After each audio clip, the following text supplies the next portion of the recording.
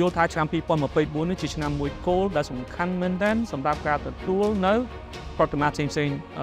មកក្នុងបរិបទរបស់យើងហ្នឹងសម្រាប់ខ្មែរមានសារៈសំខាន់ខ្លាំងណាស់សម្រាប់រូបមួយប៉ុន្តែសម្រាប់បរទេសមើលមករូបចម្លាក់ខ្មែរគ្រាន់តែជាវត្ថុសិល្បៈមួយសម្រាប់គេដាក់តាំងលម្អប្រអួតគ្នាក៏ប៉ុន្តែខ្លឹមសាររបស់ខ្មែរគឺសំខាន់ជាងហ្នឹងអានេះជាទេពនេះជាព្រលឹងខ្មែរឃើញរូបខ្មែរថ្វាយអង្គមខ្មែរសាពះ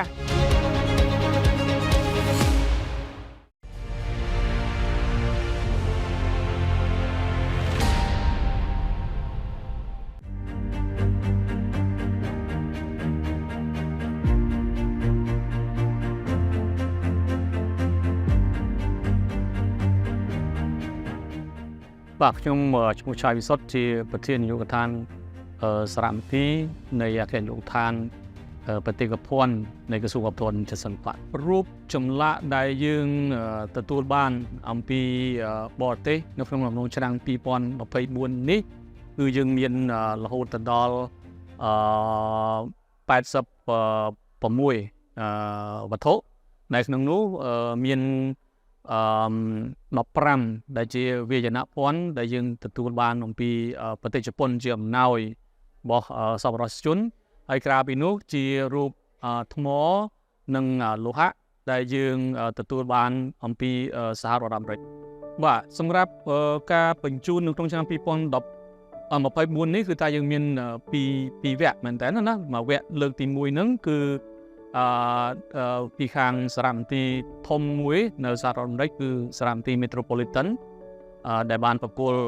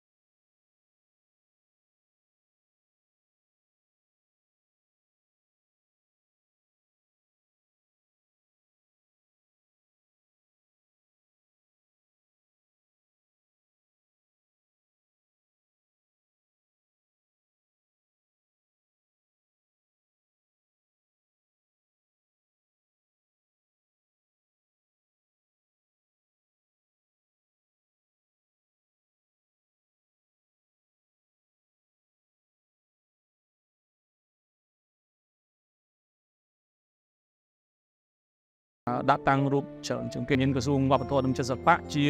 សេនាធិការដ៏សំខាន់នៅពេលនោះអញ្ចឹងទៅនៅក្នុងយុទ្ធនាការនៅក្នុងឆ្នាំ2000មុនឆ្នាំ2000មិន museum ហើយទៅសំទោរូបនេះមកពី Metropolitan ហ្នឹងនៅឆ្នាំ2013ដែរ fee នោះមកពីខាង Simon Art Museum អញ្ចឹងពីយរោមគេច្រើនគឺពីសារមន្ទីរនៅក្នុងសហរដ្ឋអាមេរិកចេញពីយុទ្ធនាការផ្ដល់នឹងមួយគឺយើងមាននិន្នាការក្នុងការប្រគល់រូបមកឲ្យសុខមកយើងជាហូហែរហូតមកដល់លទ្ធផលដែលយើងទាមទាររូបដែលរបស់ Latchford Collection ដែលមានរូបដែលសំខាន់គឺនៅខាងនោះមួយដែរតែរូបនេះសំខាន់មួយហើយណាដោយសាររូបនេះគឺជារូបក្រុមនៃចម្បាំងបងប្អូនពុនឯងហ្នឹងគេហៅ